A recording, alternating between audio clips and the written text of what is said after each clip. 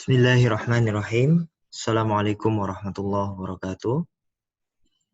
Alhamdulillahirabbil alamin. Assalatu wassalamu ala asyrafil anbiya'i wal mursalin wa ala alihi wa ashabihi ajma'in, amma ba'du. Alhamdulillah kita bisa berjumpa kembali, bertemu dalam mata kuliah Ulumul Hadis.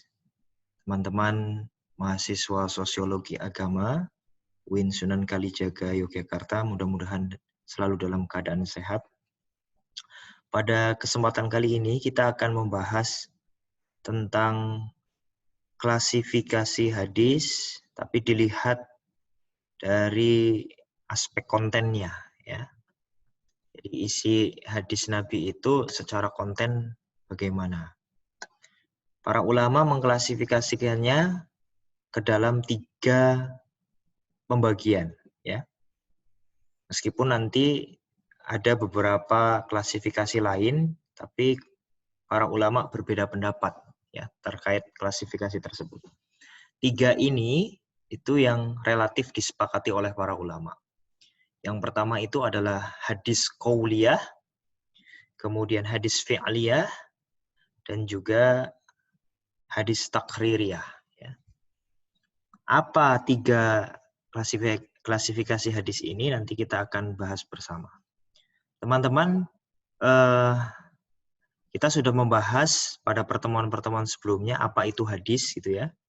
Hadis itu adalah ma udhifa ila Nabi sallallahu alaihi wasallam min qaulin au fi'lin au taqririn, gitu ya. Segala sesuatu yang disandarkan kepada Nabi, baik berupa perkataan, perbuatan, dan juga takrir atau ketetapan dari Nabi Muhammad SAW. Nah, sekarang yang pertama, hadis qauliyah. Ya. Karena namanya adalah qauliyah, maka dia secara bahasa adalah perkataan. Maksudnya adalah hadis yang disandarkan dari perkataan Nabi SAW. Ya. Contohnya apa? Contohnya adalah hadis tentang misalkan bersiwak, ya. Hadis ini itu menjelaskan bahwa Nabi itu berbicara. Nabi itu ngomong, gitu ya. Hadisnya dari Abu Hurairah, an Abi Hurairah radhiyallahu anhu, anin Nabi sallallahu alaihi wasallam qala laula an asyqa ala ummati la amartuhum bis-siwak inda kulli salat. Dari Abu Hurairah radhiyallahu anhu, dari Nabi sallallahu alaihi wasallam, qala, Rasulullah sallallahu alaihi wasallam berkata, ya, berbicara, bersabda. Nah, itu maksud dari hadis qauliyah itu tadi. Bahwa ini adalah bentuk verbal dari perkataan Nabi. Apa kata Nabi? Seandainya aku tidak memberatkan umatku, pasti aku akan perintahkan mereka untuk melaksanakan atau untuk melakukan siwak setiap hendak mengerjakan sholat. Ya. Nah, itu contoh dari hadis qauliyah. Contoh yang lain misalkan, ya, ini saya ambil hadis-hadis yang populer. Yang kedua, hadis tentang hijrah, ya, tentang niat. Ini. Hadis ini dari sahabat Umar bin Khattab. An Umar bin Khattab radhiyallahu anhu qala Rasulullah sallallahu alaihi wasallam innamal a'malu binniyah. Ada yang menggunakan kalimat binniyat, ya, panjang, ada yang binniyah, ya. Wa innama likulli imri'in, ya, ada likulli, ada limri'in langsung. Wa innama limri'in ma nawa faman kanat hijratuhu ila Allah wa ila rasulih fahijratuhu ila Allah wa ila rasulih. Wa man kanat hijratuhu ila dunya yusibuha au imra'atin yankihuha fahijratuhu ila ma hajara ilaih. Dari Umar bin Khattab radhiyallahu anhu, qala, ia berkata. Qala, nah sekarang yang berkata bukan Umar tapi Rasulullah. Qala, berkatalah siapa? Rasulullah sallallahu alaihi wasallam. Innamal a'malu binniyah. Sesungguhnya segala perbuatan itu dengan niat, tergantung dengan niatnya, tergantung apa niatnya. Ya. Maka seandainya seseorang itu berniat, ya, wa innama limri'in sebelum ke faman kanat hijratuhu. Wa innama limri'in, dan sesungguhnya setiap orang itu akan mendapatkan sesuai dengan apa yang diniatkan, ya. Maka siapa saja yang hijrahnya itu adalah untuk Allah dan untuk Rasulullah, maka hijrahnya akan mendapatkan pahala, ya, karena hijrahnya karena Allah dan Rasulnya.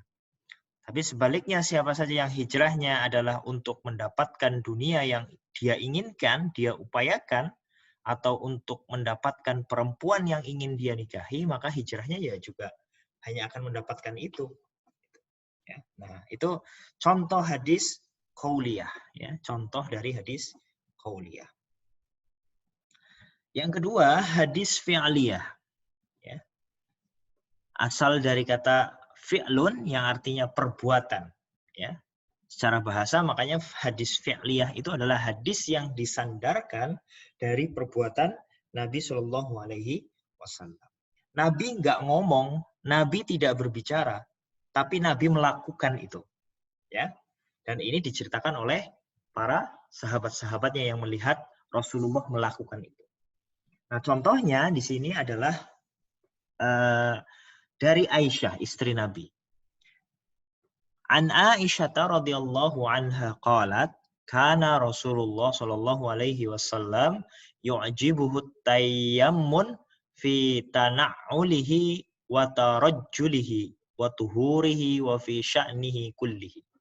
Dari Aisyah radhiyallahu anha berkata, Rasulullah sallallahu alaihi wasallam selalu melakukan untuk mendahulukan sisi kanan di dalam memakai sandal, menyisir rambut, cara bersuci, dan di dalam setiap keadaannya, ya. Nah, jadi ini perbuatan Nabi, prakteknya Nabi, gitu ya. Prakteknya Nabi ketika dilihat oleh Aisyah, ya. Nabi kok diamati kalau melakukan itu selalu mendahulukan hal-hal yang kanan, dalam hal apa? Memakai sandal, menyisir rambut, ya. Cara bersuci itu di sini maksudnya bukan cebok, ya. Ya, kalau mau masuk ke tempat cara bersuci itu berarti menggunakan hal-hal yang sifatnya kanan terlebih dahulu, gitu. Dan dalam setiap keadaan yang baik-baik. Nah, itu contoh dari hadis fi'liyah. Kemudian contoh yang lain masih dari istri Nabi Aisyah, ya. An Aisyah radhiyallahu anha qalat, dari Aisyah radhiyallahu anha ia berkata, kana Rasulullah sallallahu alaihi wasallam yaghtasilu min arba' minal janabah wa yaumal jumu'ah wa minal hijamah wa min ghuslil mayyit. Ya. Kata Aisyah, ya. Aisyah ini yang ngomong bahwa Rasulullah itu sering ini mempraktekkan ini. Rasulullah itu mandi dalam 4 perkara. Ya. Ini Aisyah yang ngomong praktek perbuatannya Nabi. Dalam hal apa saja 4 perkara itu? Ya, ketika mandi setelah berhubungan suami istri atau mandi janabah. Lalu kemudian mandi pada hari Jumat ketika mau melaksanakan sholat Jumat. Kemudian mandi setelah melakukan bekam. Ya. Lalu yang terakhir mandi setelah memandikan mayit. Nah, 2 hadis ini yang diceritakan oleh istri Nabi yaitu Aisyah itu menceritakan perbuatan atau fi'liyahnya Nabi, ya, prakteknya Nabi. Nabi tidak ngomong tapi diceritakan apa yang dilakukan Nabi oleh Aisyah. Nah, yang ketiga hadis takririyah, ya. Takrir itu artinya adalah ketetapan. Maksudnya apa? Hadis takririyah adalah hadis yang disandarkan dari ketetapan Nabi Muhammad SAW. Maksud ketetapan Nabi ini adalah ketika beliau melihat perbuatan sahabat, namun beliau tidak memerintahkan dan tidak pula melarang. Ya, Ketetapan Rasulullah tersebut menunjukkan bolehnya perbuatan itu. Ya.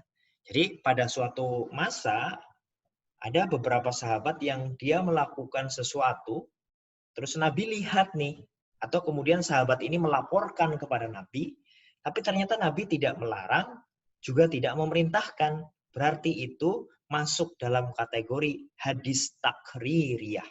Ya. Hadis yang itu masuk dalam ketetapannya Nabi. Nabi nggak merintahkan, Nabi nggak melarang, berarti artinya boleh untuk dilakukan. Nah, contohnya adalah hadis yang cukup panjang ini, ya. Hadis tentang makan daging biawak, ya. Saya bacakan artinya saja ya, biar cepat. Ya, Ibnu Abbas telah mengabarkan kepadanya bahwa Khalid bin Al-Khalid yang juga dijuluki sebagai Saifullah mengabarkan kepadanya, ya. Maaf ini kayaknya sepertinya agak keliru. Khalid bin Walid ya, yang betul itu. Bahwa ia dan Rasulullah Shallallahu Alaihi Wasallam pernah menemui bibinya, yaitu Maimunah yang juga bibi daripada Ibnu Abbas. Kemudian ia mendapati biawak yang telah terpanggang yang dibawa oleh saudara bibinya, yakni Hudzaifah bin Al-Harits dari Najd. Maka Maimunah pun menyuguhkan biawak itu kepada Rasulullah. Jarang sekali beliau memajukan tangannya untuk mengambil makanan hingga beliau dipersilahkan bahwa makanan itu untuk beliau. Ya. Saat itu Rasulullah menggerakkan tangannya ke arah biawak. Lalu seorang wanita yang hadir di situ berkata dan memberitahukan kepada beliau tentang makanan yang telah disuguhkan. Itu adalah biawak ya Rasulullah. Maka seketika itu Rasulullah segera menarik tangannya kembali dari daging biawak sehingga Khalid bin Walid pun bertanya, apakah daging biawak itu haram ya Rasulullah? Beliau menjawab tidak. Akan tetapi daging itu tidak terdapat di negeri kaumku. Karena itu aku tidak memakannya. Khalid berkata, lalu aku pun menarik dan memakannya sementara Rasulullah melihat ke arahku. Nah, jadi ceritanya ini Rasulullah dengan sahabatnya itu sedang bepergian ke suatu daerah. Lalu di sana beliau disuguhi makanan. Ya, makanan daging biawak. Rasulullah jarang kalau misalkan disuguhi oleh sohibul bait ya, ketika sedang bertamu, ketika belum disuguhkan, belum ditawarkan kepada Rasulullah, jarang Rasulullah langsung ngambil atau langsung makan seperti itu, jarang. Tapi ini Rasulullah tiba-tiba belum disuguhi, belum apa, lihat dagingnya. Nah, ketika sedang lihat-lihat seperti itu, ada perempuan, ya sahabat perempuan yang menginformasikan kepada Rasulullah, ya Rasul itu daging biawak. Ya. Nah, kemudian apa yang dilakukan oleh Rasulullah Shallallahu Alaihi Wasallam? Rasulullah kemudian menarik tangannya yang tadinya mau megang, gitu ya, sedang lihat-lihat. Nah, itu kemudian ditarik karena tahu itu biawak. Nah, Khalid bin Walid yang ketika itu ikut Rasulullah kaget. Apa daging ini haram wahai Rasulullah, daging biawak itu? Nah, Rasulullah jawab, tidak haram. Tapi karena di daerahku ya, di tempat biasa Rasulullah tinggal itu nggak ada biawak, ya maka dia tidak memakannya. Tapi kemudian karena Khalid biasa makan itu ya, dan tahu mungkin itu adalah makanan spesial, ya langsung Khalid bin Walid ambil biawak itu dan makan. Apa yang dilakukan Rasulullah? Rasulullah nggak melarang, Rasulullah tidak memerintahkan. Artinya itu boleh dimakan, boleh dilaksanakan seperti itu. Nah, memang terkait daging biawak ini secara hukum ya itu terjadi perbedaan pendapat ya. Ini terlepas dari pembahasan kita ya, sehingga tidak masuk dalam pembahasan kita. Nanti teman-teman bisa mencari apa hukumnya makan daging biawak seperti itu. Baik, nah ini contoh lagi teman-teman sekalian. Contoh tentang hadis takririyah. Ya, saya bacakan artinya juga. Dari Abu Sa'id Al-Khudri, ia berkata, pernah ada dua orang bepergian dalam sebuah perjalanan jauh dan waktu sholat telah tiba. Sedang mereka tidak membawa air. Lalu mereka berdua bertayamum dengan debu yang bersih dan melakukan sholat. Kemudian keduanya mendapati air. Dan waktu sholat masih ada. Salah seorang dari keduanya mengulangi sholatnya dengan air wudhu dan yang satunya tidak mengulangi. Mereka menemui Rasulullah. Lapor, cerita. Beliau kemudian berkata, berkata kepada orang yang tidak mengulangi sholatnya, ya, karena menganggap sudah melakukan sholat karena dengan tayamum tadi. Kamu sesuai dengan sunnah dan sholatmu sudah cukup. Kemudian Rasulullah berkata lagi kepada orang yang dia mengulangi sholatnya karena sudah mendapati air, ya, bagimu pahala 2 kali lipat. Nah, jadi Rasulullah ya ini tidak melakukan hal ini, tapi dilapori oleh siapa namanya oleh dua sahabat yang dia punya pendapat mereka punya pendapat berbeda. Yang satu ngulangi sholat, yang satu tidak ngulangi sholat ketika pada suatu perjalanan atau pada suatu tempat tidak ada air, kemudian mereka sholat dengan tayamum, tapi kemudian ketika sudah di tempat lain mendapati air, yang satu sholat, yang satu tidak. Maka sama-sama tidak melarang, sama-sama tidak memerintahkan, tapi sama-sama diapresiasi. Nah, ini salah satu bentuk contoh takririyah atau hadis tentang ketetapan dari Nabi Shallallahu Alaihi Wasallam. Dan juga ini menunjukkan bagaimana kebijaksanaan Rasulullah Shallallahu Alaihi Wasallam dalam menyikapi perbedaan pendapat di tengah para sahabatnya. Nah, itu teman-teman sekalian 3 klasifikasi penting dari hadis ya. Dilihat dari aspek dari mana hadis itu disandarkan, apakah perkataan, perbuatan atau takrir. Nah, selain 3 itu sebenarnya masih ada 2 lagi ya. 2 itu disebut sebagai hadis ahwali dan juga hadis hammi. Ya, ini hanya sekedar tambahan pengetahuan saja. Menon juga mungkin barangkali sudah pernah melihat. Hadis ahwali itu apa maksudnya? Hadis ahwali itu adalah hadis yang menjelaskan tentang lebih kepada sifat, ya, lebih kepada keadaan Nabi itu bagaimana, ya, sifatnya Nabi itu bagaimana, ya. Makanya Rasulullah sering diceritakan dalam hadis punya bentuk wajah seperti ini, seperti itu, gitu. Rasulullah seperti ini, seperti itu. Nah, contohnya ini misalkan, ya, hadis dari Anas, karena Rasulullah Shallallahu Alaihi Wasallam ahsanan nasi khuluqan. Rasulullah itu adalah manusia yang paling baik akhlaknya. Ya. Ini menunjukkan keadaan atau sikap akhlaknya Rasulullah itu bagaimana. Sangat baik. Ya. Terus ada juga hadis tentang bagaimana bentuk tubuh Nabi. Gitu ya. Dari Ali dia berkata, Rasulullah Shallallahu Alaihi Wasallam berpostur tidak terlalu tinggi, tidak terlalu pendek, bentuk kepalanya besar dan jenggotnya lebat. Kedua telapak tangan dan kedua telapak kakinya kasar, wajahnya agak kemerahan, bulu rambut dadanya panjang, tulang belulangnya besar, dan apabila berjalan tegap seakan-akan menuruni tempat yang rendah. Aku tidak pernah melihat orang seperti beliau sebelum ataupun sesudahnya. Nah, ini gambaran dari fisiknya Nabi, ya, yang diceritakan dalam suatu riwayat. Nah, ini contoh dari hadis-hadis ahwali. Nah, yang terakhir hadis hammi. Nah, ini hadis yang sering dijadikan contoh oleh para ulama adalah hadis tentang puasa Tasu'a, ya. Nah, ini hadisnya ketika Nabi puasa pada hari Asyura dan memerintahkan para sahabat untuk berpuasa, mereka para sahabat berkata kepada Rasulullah, "Ya Rasul, hari ini adalah hari yang diagungkan oleh Yahudi dan Nasrani." Rasulullah kemudian bersabda, "Tahun yang akan datang, insya Allah aku akan berpuasa pada hari yang ke-9. Nah, hammi itu maksudnya adalah keinginan, cita-cita Nabi. Hadis yang menjelaskan tentang cita-cita Nabi. Ya, tapi belum pernah sampai kesampaian karena tahun sebelum bulan Asyura datang tahun depan Rasulullah sudah meninggal, makanya disebut sebagai hadis hammi. Hadis yang menceritakan tentang keinginan Nabi untuk melakukan sesuatu tapi tidak tercapai. Nah, ini yang sering dijadikan contoh oleh para ulama. Nah, demikian teman-teman sekalian materi kita pada siang hari ini. Mudah-mudahan ada sedikit manfaatnya. Kurang lebihnya mohon maaf. Assalamualaikum warahmatullahi wabarakatuh.